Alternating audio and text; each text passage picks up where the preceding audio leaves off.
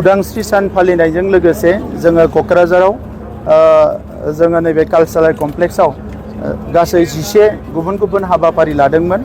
बिनि मादाव दङ जोंहा 1 नाम्बारावनो बिमा सिबिनाय बिथांखि, जोंनि जायफ्रा मुंख्लं जालांबाय एबसुनि एनडिएफबिनि बिएलटिनि जायनि बिमाफ्रा एबा आइमोना थांनानै दङ, बिथांमोना जिउ थाजासिम मास मोनसेयाव 1000 अनसुंथाइ होनायनि थाखाय सरकारा थांखि लादों आरो बोसोरसेयाव 12,000 बिथांमोननो होनाय जागोन आरो बेखौ दिनै बेवहाय मावफुंनाय जाबाय। 1951 मायथाइनिफ्राय 1992 मायथाइसिम जाय बिथांमोना रेडिअ आरो टेलिभिजनाव मेथाइ खननानै मोसानानै जायफ्रानोखि जोंनि हारिनि हारिमुखौ फोथांनानै लाखिबाय, बिथांमोनखौबो दिनै बेवहाय मान बावनाय जादों।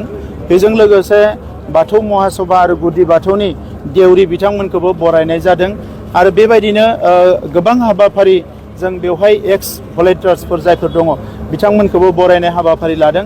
गोबां हाबाफारिफोरखौ दिनै बेवहाय मावफुंनाय जादों। हारिया जिहेतु मोनसे संग्रामनि गेजेरजोंसो थांनानै दङ। जोंनि हारिनि जारिमिना जिउ होनाय आरो थै होनायनि जारिमिन। दा नैबे समाव जोंनि सोमावसारनायफ्रा मोनसे लेभेलाव फैनायनि उनाव एबा मोनथाम गोरोबथा जाखांनायनि उनाव जाय बिथांमोना गोबां सेक्रिफाइस खालामनानै थांबाय, जाय बिथांमोना हारिखौ फोथांनानै दोननो थाखाय, हारिनि राव थुनलाइ हारिमुखौ फोथांनानै दोननो थाखाय जिखिनि खस्थ' खालामबाय, बिथांमोनखौ दिनै मान बावनो मोननानै जों गोजोननाय मोनदों। मानोना जोंहा इयुन जोलैया दिनै बेफोर जारिमिनखौ मिथिनांगोन।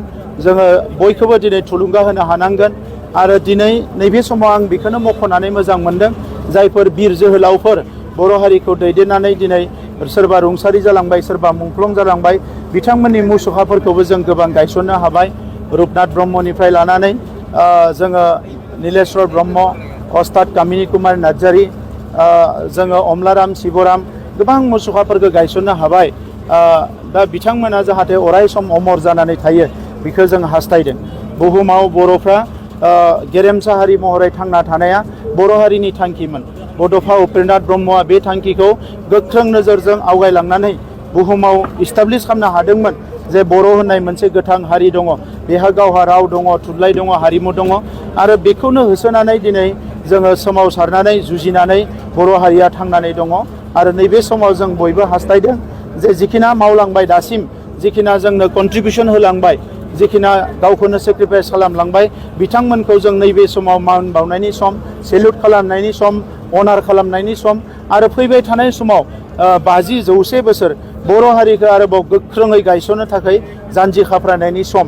दा नंखायनो नैबे समाव जोंनि सरकारनिफ्राय बे हाबाफारिखौ मावफुंनानै गोजोननाय मोनदों आरो बिथांमोना जायफ्रा थांनानै दङ बिथांमोना अराय सम मोजां सावस्रि, मोजां देहा लानानै अराय सम थांनानै थानो हाथों, आं बेखौनो अबंलावरनि खाथियाव आर'ज गाबो।